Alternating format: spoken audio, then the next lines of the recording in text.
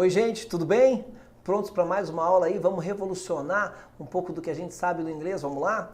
Seguinte, falamos um pouquinho de pronomes nos nossos dois primeiros encontros, enfatizamos a importância deles, né, indubitavelmente cruciais para o entendimento de qualquer texto, todos eles, né, em nível de importância igual. E hoje nós vamos entrar no nosso primeiro tempo verbal. Nós vamos falar do nosso primeiro tempo verbal, também com uma incidência, uma ocorrência muito grande nos textos aí das provas do Enem. O inglês que entrou tardiamente, se não me falha a memória, por volta de 2010 para cá, que a gente começou em 2010, 2011, ter inglês no Enem e veio bruto demais, não? A coisa veio forte, assim, quem esperava aquelas provinhas de inglês, falar ai, ai, ai, aí a importância das nossas aulas, certo? E aqui no Arraso do Enem, você tem essa preparação absolutamente completa, são 40 encontros, 20 encontros comigo, nessa parte gramatical, de fundamentação, de embasamento para você, e 20 encontros com o nosso fantástico Jomar, que é o cara que vai aí conduzir você a interpretar corretamente todos os textos, fazendo uso das minhas aulas, né,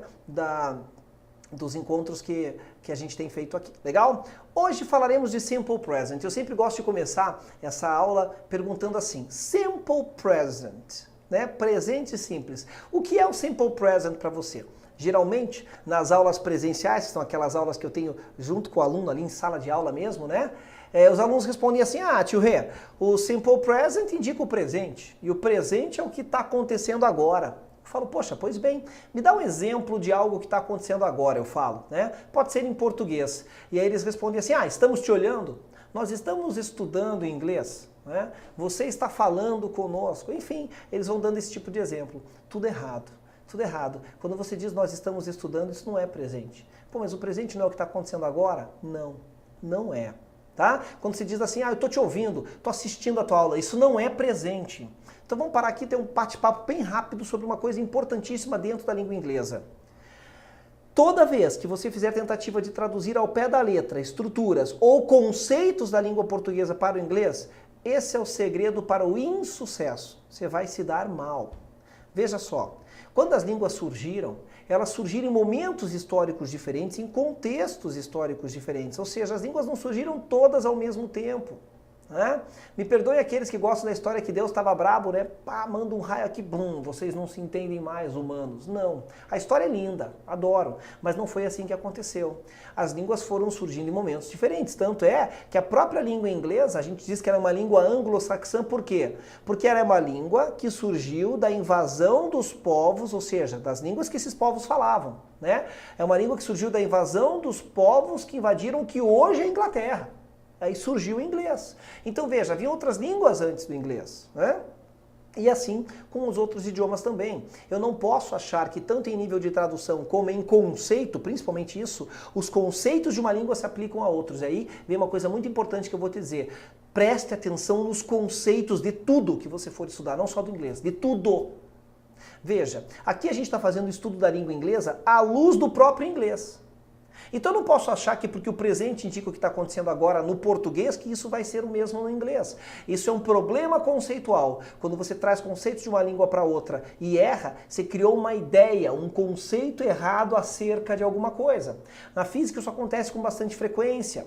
Veja, você vai ter a prova de física, uma prova em que a parte de conceito é mais importante do que ficar decorando formulazinha. Me lembro bem quando meu professor disse, hoje vamos estudar movimentos dos corpos. Faz tempo, né? Eu estou com quase 40 anos, faz tempo isso. E aí fica aquela piadinha na sala, movimento dos corpos. Ele fala assim, tá, galerinha, o que é aceleração? Sempre tem alguém na sala que levanta a mão e fala, aceleração é aumento de velocidade. Porque se eu acelero a minha moto, o meu carro, a velocidade aumenta. Não é. Para física, não é. Toda vez que você trouxer uma experiência da vida real para dentro do ambiente acadêmico, vai se dar mal. Né? Mas a vida ensina. A vida ensina coisas da vida. Se a vida ensinasse tanto coisas acadêmicas, eu ainda saberia química, né? Eu ainda saberia física, isso tudo para mim, passado. Então é o seguinte, quando o professor fala para você o que é aceleração, para física, dentro do conceito da física, aceleração é variação de velocidade. Variação, para mais ou para menos. Quando você freia o seu carro, o nome do movimento, né, à medida que a velocidade vai diminuindo gradativamente, o nome do movimento é movimento acelerado retardado, porque retardou a velocidade. Só não tem aceleração um corpo que está em velocidade constante ou que está parado. Ou seja, pensar que aceleração é aumento só de velocidade é um problema conceitual, é ter uma ideia errada acerca de alguma coisa. O mesmo acontece em inglês a toda hora. Achar que o simple present indica o que está acontecendo agora é um erro conceitual. Ele indica 4 coisas e nenhuma delas é o que está acontecendo agora. Mas primeiro eu preciso fazer você reconhecer esse cara na sua prova. Então vamos lá? Gente, é bem simples. Basicamente no inglês, o simple present pode indicar 4 coisas diferentes. E basicamente, é que a gente vai falar de tempo verbal, o simple present, no inglês inteiro, existem 2 tipos de verbos, no inglês inteiro. E no simple present você vai ver isso muito claro. Existe o to be e o resto. É o famoso to be. O to be e o resto. Olha a importância desse cara, o to be e o resto. O to be, ele tem o seu destaque, você vai entender por quê. Vamos por partes aqui, fecha comigo. Primeira parte da nossa aula. Simple present tense, ou seja, o tempo verbal do simple present. Ele é mais usado para falar de coisas que acontecem habitualmente. Olha o que eu estou dizendo aqui, ó. Habitualmente. Já vamos melhorar isso aqui. E verdades absolutas, mas pode ainda ser usado para falar do futuro ou até mesmo do passado. Gente, olha que loucura a importância dessa aula. Um verbo no presente, ou seja, conjugado nesse tempo verbal no inglês, pode indicar passado no teu texto. E aí? Aí tem gente que vem dizer que gramática não é importante para a interpretação de texto. Como não? Como é que você vai saber disso sem eu ter explicado isso para você? Então, dá uma olhadinha aqui. Primeiro, nosso primeiro passo não é ver esses casos, é ver como é a cara de uma frase. Bati o olho no texto. Essa frase está no simple present. Como é que eu sei disso? Vamos lá? Olha o próximo item aqui da nossa aulinha. Há 2 tipos de verbos básicos em inglês, o to be e os outros verbos. É claro que essa é uma divisão minha que eu faço, né? Não são os únicos 2 tipos de verbos no inglês, mas basicamente, de maneira bem rasa mesmo, essa divisão é importante ter bem clara na sua cabeça. Então, ó, lembra da minha mão aqui, ó, existe o to be e o resto. O to be e o resto. Ele é muito importante. Quer saber por quê? Vem comigo. O verbo to be, todo mundo já cansou de dizer ele, de recitar ele. Todo mundo sabe dizer essa tabelinha aí, decore e salteado. Até quem não sabe inglês, usa o verbo to be como exemplo para dizer que não sabe, é ou não é? A pessoa fala bem assim, ó, ixi, eu não sei nada em inglês, nem aquele verbo to be lá, I am, you are, mas sabe recitar, certo? Então vamos lá, olha só. Realmente o verbo to be está aqui, I am, you are, he, she, it, is, e o restante tudo are. E na terceira coluninha aqui, eu pus o que a gente chama de forma contraída. O que isso quer dizer? É quando eu junto esses carinhas aqui. Isso pode acontecer no seu texto, tá certo? Legal? Agora veja, o verbo to be ele tem 2 traduções. Isso já torna ele especial. Ele é ao mesmo tempo o verbo ser e o verbo estar, que são coisas absolutamente diferentes no português. Legal. Características do verbo to be que o tornam diferenciado, que fazem tio Rê, ter criado essa diferenciação de verbo to be e o resto. Né? Existem 2 tipos de verbos. É eu que digo isso. Por quê? O verbo to be, primeiro, ele tem 2 traduções, que é como você viu na tua telinha aí. 2 traduções, ser e estar. Segundo, ele é o único verbo principal que faz tudo sozinho na frase. Se tiver que ir para uma negativa, ele vai. Se tiver que fazer pergunta, ele faz tudo sozinho. Ele é absolutamente autônomo, independente. Terceiro, ele gera tempos verbais no inglês. Há tempos verbais que só nasceram por causa do verbo to be. E 4, uma curiosidade, ele abre portas na sua cabeça para você aprender outros idiomas. Vamos por partes aqui? Primeiro aspecto mais importante dele é esse. Ele possui 2 traduções. Ele pode ser o verbo ser e o verbo estar. Mas como é que eu vou saber? Pois é, como é que você vai saber no texto? Como é que você vai saber que este I am é igualzinho a esse aqui, mas é diferente desse de baixo? Lembra da nossa primeira aula? Pelo contexto da frase. Leia comigo. I am a doctor. Traduzido fica, eu sou um médico. I am tired. Tired é cansado. Então a tradução desse I am só pode ser eu estou cansado. Claro, gente, pensa aqui comigo, olha só. Este mesmo I am nessas 2 frases, não faz sentido traduzir a primeira frase por eu estou um médico. Ninguém está um médico, eu sou um médico. Então eu faço esse ajuste da tradução dependendo do contexto, do resto da frase. Já na frase de baixo eu tenho a palavra tired, e tired é cansado. O que faz mais sentido dizer? Eu sou cansado ou eu estou cansado? Não, faz mais sentido dizer eu estou cansado. Então note que o mesmo I am, que eu estava marcando ele aqui, ó, ele significa coisas diferentes dependendo do contexto. Só que no inglês ele é o mesmo. Então leva um tempinho para a gente se acostumar com isso. Ele é o mesmo. Olha que prático que ele é. Legal? O mesmo they are, ó, o mesmo they are está embaixo em duas frases. O they are pode ser eles são ou eles estão. Como é que eu vou saber se significa eles são ou eles estão? Depende do contexto. Beleza, então aqui está falando alunos, students. O que faz mais sentido dizer? Lembra, gente, que a gente está estudando hoje o verbo to be no presente. Existe ele no passado também. Então, as traduções têm que estar aí dentro da ideia do presente, tá? O que faz mais sentido dizer? Eles estão alunos ou eles são alunos?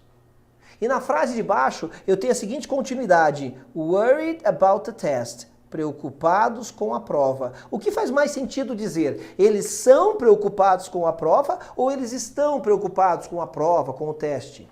Poxa, pelo complemento eu sei que a primeira frase só pode ser eles são alunos, né? Ninguém está aluno. Você é aluno. E na de baixo, não vou dizer que eles são, eles são preocupados com a prova. Não, eles estão preocupados com a prova. Então, os contextos, eles vão definir qual é a tradução do verbo to be. Bacana? Legal? Tranquilo? Agora vamos lá. Eu disse que, primeiro, ele tem duas traduções, acabamos de ver. Segundo, ele é autossuficiente, ele faz tudo sozinho na frase. O verbo to be é o mais importante, o mais citado no inglês, porque ele é o único verbo principal que que faz tudo sozinho na frase. Veja, quando eu disse que existem dois tipos de verbos no inglês, existem dois tipos, o to be e o resto. Ou você usa o to be no presente, ou você usa o resto. Junto não dá. Junto non. Junto não dá. Isso é bem importante. A gente brinca, né? Junto non. Tudo bem, mas não pode. Tem gente que tem mania de to be. Tem gente que quando fala I já emenda I am. Não. Às vezes você vai falar I am, às vezes você vai falar I, outro verbo. I play, I go, I study. Não posso pegar dois verbos, o to be no presente, com outro verbo também no presente e colocar na mesma frase, porque eu estou repetindo duas vezes a mesma coisa. Verbo no presente com verbo no presente. No inglês não se repete duas vezes a mesma coisa. Então, ou você usa o to be no presente, ou você usa outros verbos. Junto, não dá. Fechou? Então dá uma olhadinha aqui, vamos ver como é que esse cara funciona, ó. Form. Quando eu falo de form, eu estou falando de estrutura. Como é que ele funciona? Muito simples. I am tired, verbo to be sozinho na frase. Negativa, transformo ele para negativa, que pode ser assim, a forma contraída. Então na negativa, ele passa para negativa. I am tired, eu estou cansado. I am not tired, eu não estou cansado. E aí olha aqui, ó, pergunta. Em toda pergunta no inglês, alguma coisa passa para frente da frase. Em toda pergunta no inglês, alguma coisa passa para frente. Ora, se eu estou lhe dizendo que o to be faz tudo sozinho, quem passa para frente para fazer pergunta? Ele mesmo. Então a frase era aqui em cima, ó. Eu estou cansado. Passei o to be para frente. Am I tired? Percebeu a mudança que ele fez? O am saiu de trás do I, não tem problema. Am I tired? Eu estou cansado? E toda pergunta complexa nasce de uma pergunta básica. Veja, essa perguntinha está aqui dentro. Mas agora eu quero fazer uma pergunta mais complexa. Essa primeira pergunta é o que a gente chama de pergunta de sim ou não. A gente chama de yes, no question, que a resposta é sim ou não. Quero fazer uma pergunta mais rebuscada. Utilizo a mesma estrutura e apenas coloco ali na frente um pronome interrogativo. Why am I tired? Por quê? Se why é por quê. Por que estou cansado? Certo? Então é muito simples a estrutura dele que você já vinha acostumado desde sempre, tá? Portanto, a gente vai dar uma aceleradinha agora. Vamos ver outros verbos? E com o is? Ó, só o verbo to be se transforma. Em toda pergunta, alguma coisa passa para frente. Então era she is, virou is she? Simples assim.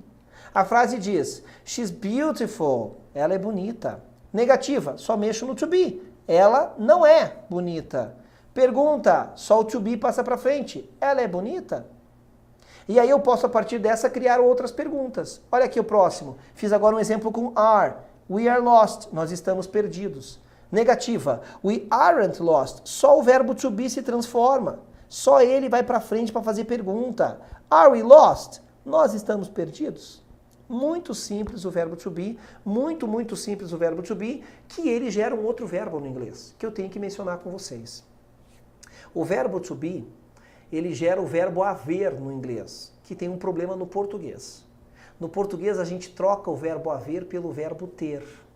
A gente fala assim, ó, ixi, tem muita poluição hoje em dia. Tem muitos carros nas grandes capitais. Tem muito crime. Pois é. Quem tem?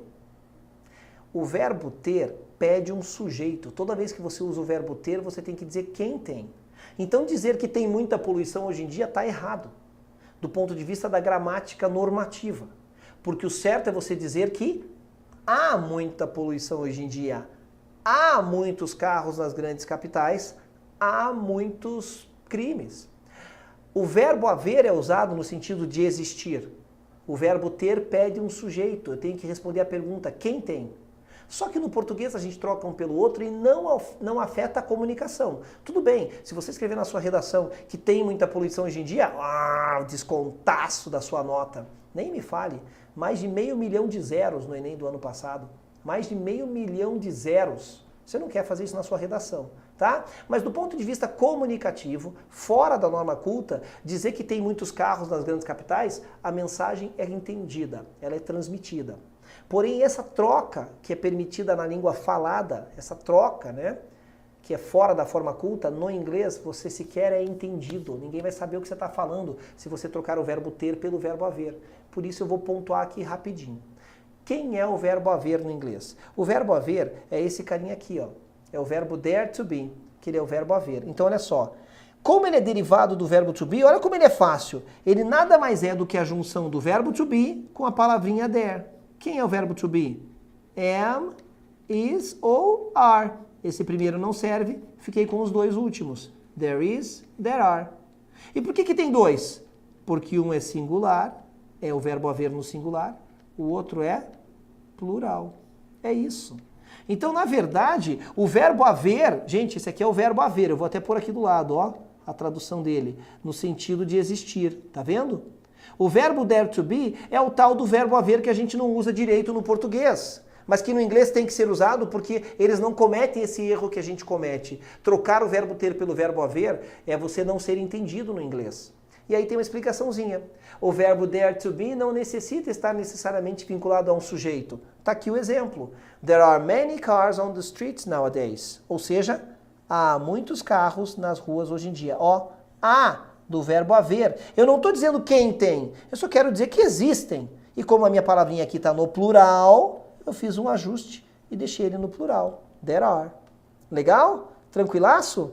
Já o verbo ter, que é o verbo have, está aqui a traduçãozinha dele, este necessita estar vinculado a um sujeito. Ou seja, eu tenho que responder a perguntinha, quem tem?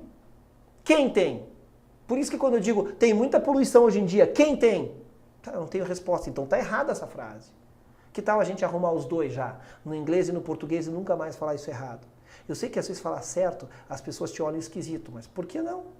Né? Você fala assim, puxa, há muita poluição hoje em dia, as pessoas vão te olhar, né? Quando a gente fala assim, vamos ao cinema, você não vai no cinema, não, é ao cinema. Falar correto, você está no começo aí sujeito a te criticarem, a te zoarem. Eu prefiro falar certo, na medida do possível, né? Então olha só, o exemplo ali embaixo. John and Mary have a nice country house. Ou seja, o John e a Mary têm uma casa de campo legal. Então, tá aqui o verbo ter. Quem tem? O John e a Mary. Ah, legal. O verbo ter tem que responder a perguntinha quem. É isso. E aí, gente, a gente termina aqui a parte do verbo to be. Por quê? Porque como o verbo haver é derivado do verbo to be, você vai fazer o mesmo padrão. O negativo de there is, o negativo de there is, tá aqui, né? É there isn't. O negativo de there are é there aren't. Ou seja, tudo que você fazia de transformação com is ou com are para fazer negativo e pergunta, você faz a mesma coisa aqui, ó. E pronto, vai ser o verbo haver na negativa e na pergunta. Legal? Tranquilo? E por fim, para a gente acabar mesmo, só uma curiosidadezinha que eu fiquei devendo para vocês. Eu disse então que o verbo to be tem duas traduções, beleza. Que ele é autossuficiente, ele faz tudo sozinho na frase, beleza. A gente viu que ele faz negativa, que ele vai para frente para fazer pergunta, ele se vira sozinho, né? Porque ou eu uso to be, ou eu uso outros verbos. Shundo, non da, shundo non, beleza. E a gente viu também que ele gera tempos verbais, isso vai vir na sequência. Mas ficou faltando uma quarta característica, que ele abre portas na sua cabeça para aprender outras línguas. Quer saber por quê? Agora é só uma curiosidadezinha. Quando eu digo I am, eu posso estar dizendo eu sou ou eu estou. E a gente já sabe que a diferença se dá pelo contexto. Por exemplo, I am a teacher. Aqui a frase é eu sou um professor. Ou, por exemplo, I am, o mesmo I am, tired. Já vimos essa palavrinha, eu estou cansado, certo? Você sabia que quando você resolve aprender italiano, no italiano o tal do io sono é a mesma coisa que o to be significa eu sou, eu estou? Aí como é que fica a tradução? Depende. Se você disser io, vou pegar uma outra cor. Se você disser io sono un professore, você está dizendo eu sou. O mesmo io sono. Se você disser io sono stanco, você está dizendo eu estou cansado. O mesmo io sono. Que é igual no francês. Se você diz no francês je suis, você está dizendo eu sou e eu estou. Tá, mas como é que eu sei a diferença? Depende do que está sendo dito. Por exemplo, se você disser je suis un professeur, eu sou um professor. Se você disser je suis fatigué, eu estou cansado. Ou je suis très fatigué, eu estou muito cansado. Ou seja, gente, aprende a porcaria do verbo to be, que outras línguas vêm de grátis para você. Porque alguns princípios são os mesmos. Ah, pare, que o to be é igual no francês, no italiano, é igual e no alemão também. Olha que maravilha. Ah, e o que eu quero com outras línguas? Verdade, com o inglês você basicamente está bem amparado para tudo na sua vida, porque o inglês é a língua primordial do mundo. Beleza. Mas vou dizer uma coisa aqui só para piazada agora, só para macharada, tá? Você pode não estar nem aí para a porcaria do francês e italiano, tudo bem, mas pode ter certeza que falar outros idiomas sempre impressiona alguém. Guarda essa. Sempre impressiona. Domine línguas. No sentido linguístico da frase. Beleza? Fica a dica. E vamos embora, queridos, porque o tempo não para. Já quero aproveitar para me atravessar. Beleza, então olha só, vamos fazer um slide em branco. Se existe dois verbos no inglês, o to be e o resto, terminei o to be, fica o resto sobrando. Vamos fazer o seguinte? Vamos aproveitar o que a gente já sabe do inglês para deduzir como que funciona agora a regra para o restante dos verbos? Vem comigo, olha só. Como é que eu digo em inglês eu gosto? I like. Legal? Só que o like não pode ir para negativa, fazer pergunta como o verbo to be. Ele precisa de uma ajuda. Ele vai precisar de um auxílio para ir para negativa. Vocês sabem dizer eu não gosto em inglês? Eu não gosto, I don't like. Então você observa que agora entrou um verbo aqui para ajudar o verbo like a ir para negativa. Esse cara é o verbo auxiliar que foi escolhido para ser o auxiliar do presente. Esse cara é o verbo do.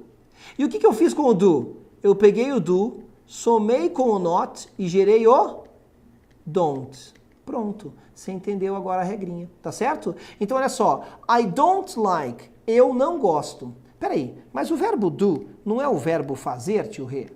É, ele é o verbo fazer. Agora você entendeu uma coisa, a tradução dessa frase é eu não gosto. Olha que coisa importante que eu vou te dizer.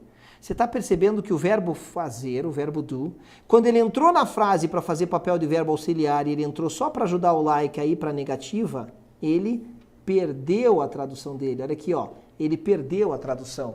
Então, geralmente, um verbo, quando entra numa frase para ajudar outro, ele perde a sua tradução. O do deixou de ser o verbo fazer para ser mera partícula de negação. Pronto. Esse é o auxiliar do presente. É o verbo do. Legal? E quando ele vai para a negativa, ele perde a tradução dele. Por quê? Porque ele passou a ser um auxiliar. Só está ajudando o like a ir para a negativa. E agora a gente soma os conhecimentos. A gente já sabe que em toda pergunta no inglês, alguma coisa passa para frente. Como o like não é tão independente para passar para frente, quem passa para frente para fazer a pergunta, você gosta? O auxiliar. E a minha perguntinha passa a ser, do you like? Veja que o auxiliar passou para frente. E aí sim ele deixou de ser o verbo fazer. A tradução dessa pergunta é simplesmente, você gosta? Tá, mas então por que tem o do ali na frente se ele não tem tradução de nada, né? Se ele perdeu a tradução aqui, ó, quando ele passou a ser o verbo auxiliar.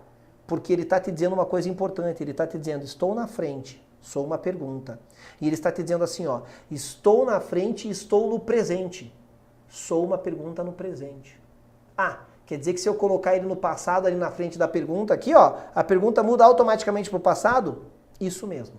Então ele é importante existir, apesar de não ser traduzido por nada, porque ele determina o tempo verbal da pergunta. Legal? Tranquilo? E aí, gente, olha só, a gente já pode aqui, esse é o resumo do que acontece. Todos os outros verbos, como por exemplo o verbo like, eu poderia aqui falar do verbo trabalhar, do verbo ir, do verbo fazer make, do verbo estudar, tá? Todos eles vão seguir este padrão, que está aqui na nossa tabelinha. Olha lá, ó. A única coisa que você tem que se incomodar com os outros verbos, com a estrutura deles, é a seguinte. Somente no he, she, it. Somente no simple present, normalmente eu coloco um S aqui no verbo. Tá vendo ali, ó? I work, you work, he, she, it works. Tá bom? É isso. Que na negativa a gente já viu que vira don't. Mas, como existe a regra do S aqui no he, she, it, surge o doesn't em ação, que é a versão do don't com a regrinha do S ali dentro. E como no inglês não se repete duas vezes a mesma coisa, o S já está aqui, tira-se o S do verbo. Então, note que o works virou work. E assim como no slide anterior, a gente viu que o do passa para frente para fazer pergunta, quando for he, she, it, ó, é o does, que também já levou o S, portanto o verbo aqui não leva. Olha lá o verbo, como ficou sem o S. Legal? Então essa é a regra de formação de frases para os outros verbos no simple present. Ou seja, somente no he, she, it, você vai se incomodar com uma regrinha do S. O que faz a gente perceber uma coisa, que S não é indicativo de plural no inglês. S não é indicativo de plural. Não é porque uma palavra tem S que ela está no plural. Olha que importante isso. Justamente he works, ele trabalha. Isso aqui é singular. Verbo não tem plural, gente. Verbo não tem plural. Então, olha que legal. O verbo praticamente não muda, diferente do português. Só tem um Szinho aqui para nos incomodar um pouquinho. Essa regra do S só acontece no simple present. É só aqui que você vai se incomodar com isso. Agora, quer que eu te mostre a vantagem do inglês em relação ao português? Dá uma olhadinha aqui, ó. Verbo trabalhar no presente do indicativo do português. Eu trabalho. Tu trabalhas. Ele trabalha. Nós trabalhamos. Vós trabalhais. Eles trabalham. Só vou pôr o final aqui, tá? Vamos pegar o verbo work, que é o verbo trabalhar no inglês. Beleza, tá? Vamos botar o infinitivo aqui dele. To work, trabalhar. Sabe como que eu digo trabalho? Work. Sabe como que eu digo trabalhas? Work. E trabalha? Work. E trabalhamos? Work. E trabalham? Work. É tudo a mesma coisa. A única regrinha que eu tenho que cuidar é com aquela regrinha do S no he, she, it. Mas o verbo praticamente não varia no inglês. O único tempo verbal que vai fazer ele variar um pouquinho é esse que tem essa regrinha do S. Então lembra, o verbo leva S só no he, she, it, só no simple present. O que na verdade é uma baita de uma dica. O cara manda um verbo na tua frase do texto com S, você já pensa, pá, isso aqui está no simple present. E é isso. E aí você segue toda essa construção que você está vendo aqui, ó, de fazer negativa e de fazer interrogativa, usando sempre o auxiliar. Quem vai ser o auxiliar do presente, então? O do, que vai gerar negativa, don't. Mas só no he, she, it, olha aqui, ó, ele se transforma em does, que vai gerar negativa, doesn't, porque ele leva a regrinha do S, pertinente a todos os verbos do he, she, it. Legal? Como é que fica isso no exemplo? Assim, ó. I like to read. Negativa. O like, coitadinho, não pode ir para negativa sozinho. Eu uso o auxiliar. I don't like. Isso significa eu não gosto. O don't passou a fazer o papel do meu não. Pergunta. Toda pergunta no inglês, algo passa para frente. O auxiliar passou para frente. Do you like to read? Você gosta de ler? Olha a próxima. She likes. Agora tem a regrinha do S, lembra? She likes to read. Ela gosta de ler. Na negativa, she doesn't. Como o doesn't já usou a regra do S, o S cai do meu verbo aqui, ó, tá vendo? Caiu. Fica só she doesn't like to read. Ela não gosta de ler. Pergunta, o does passa para frente do she. Does she like? De novo, o does levou o S, não tem S no verbo. Tradução, ela gosta de ler? É muito tranquilo isso aqui. E aí, a gente já sabe que toda pergunta complexa nasce de uma pergunta com estrutura básica. Basta eu repetir essa estrutura básica e colocar na frente dela um pronome interrogativo. Why do you like to read? Então a primeira pergunta era, você gosta de ler? A segunda aqui é, por que você gosta de ler? E à medida que eu vou trocando os pronomes interrogativos aqui, gente, vão nascendo perguntas diferentes. Por exemplo, quando você gosta de ler? Como você gosta de ler? Onde você gosta de ler? E por que você gosta de ler? Então, estruturalmente, é muito simples de reconhecer e agora a parte crucial para eu terminar a nossa aula. Tudo que você viu é a cara do Simple Present. Mas se ele não indica o que está acontecendo agora, ele indica o quê? Fica de olho. O primeiro uso, ações habituais. Entenda sempre que ações habituais são aquelas ações que se repetem, não importando quanto tempo leva para elas se repetirem. Josh usually travels to the beach at weekends. O Josh geralmente viaja à praia nos finais de semana. Note que Josh é ele é he, levou S do verbo. He travels, tá? Então estou respeitando a regrinha. E note que aqui eu digo nos finais de semana. Portanto, isso aqui dá a ideia de que essa ação se repete. Caso de ação habitual. Quando eu digo que o Josh vai à praia nos finais de semana, significa que ele está indo agora? Não, né? Então, primeiro caso, já eliminamos essa possibilidade do simple present indicar o que está acontecendo agora. Percebeu? O fato de dizer que ele vai à praia nos finais de semana não significa que ele esteja indo agora. Próximo caso, o simple present pode indicar um fato. O que é um fato? Simplesmente algo que é, ou por convenção, ou por experimentação científica. Olha meu exemplo. The moon is our natural satellite. A Lua é o nosso satélite natural. Essa frase não tem nem ação. É porque é. Isso é um fato, característica de simple present. Tá certo? Olha a próxima. Note que não tem nada acontecendo nessa frase também. A Lua é o nosso satélite natural, nem tem ação. Terceiro caso e penúltimo. Um verbo no presente pode indicar futuro. O ônibus parte às 10. Como é que eu sei que ele está no presente? Ó a regrinha do S aqui, ó. O ônibus não é uma coisa, não é it. It leaves. O verbo leave é o verbo partir. Então, o ônibus parte às 10. Quando eu digo o ônibus parte às 10, já partiu? Não. A gente faz isso no português também. Então, não tem novidade alguma. A gente usa verbos no presente para dar ideia de futuro. Quando você fala para o teu amigo, ó, não se atrase, hein? O show começa às 9. Ó, eu começo, tu começas, ele começa. Quando você diz o show começa às 9, você usou o verbo no presente, no português, mas não começou ainda. Então, assim como no português, um verbo no presente pode dar a ideia de futuro programado, que é o futuro que não depende da vontade da pessoa. Tio Rê, esse troço de depender da vontade é meio vago, né? Não é meio subjetivo? Claro que é. Estamos falando de linguagem. Futuro programado é aquele que não depende da vontade da pessoa, portanto, um futuro que faz parte de calendários, grades de horários, esse tipo de coisa.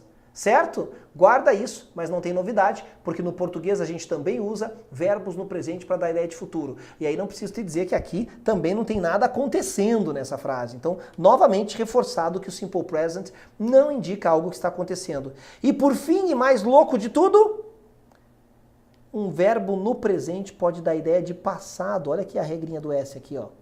Em 1945, a Segunda Guerra Mundial acaba. Um verbo no presente dá a ideia de passado quando se tratar de narrativas, textos de narrativas, ou seja, um verbo no seu texto pode estar dando, conjugado no presente, com a regrinha do S, pode estar dando a ideia de passado. E quer saber o que é mais interessante e melhor de tudo? No português a gente também faz isso. É igualzinho. John chega em casa e encontra a sua casa revirada. Ele liga para a polícia. Eu posso estar usando verbos no presente para dar a ideia de uma narrativa no passado. Igualzinho no português. Gente, também fica claro que também não está acontecendo agora, né? Então espero ter sido claro, espero ter ajudado. Qualquer dúvida, fala comigo depois. É simples assim, o mais importante é essa etapa final de como essas estruturas que a gente estudou na aula inteira afetam o texto. Legal? Um grande abraço e até o próximo encontro. Tchau, tchau!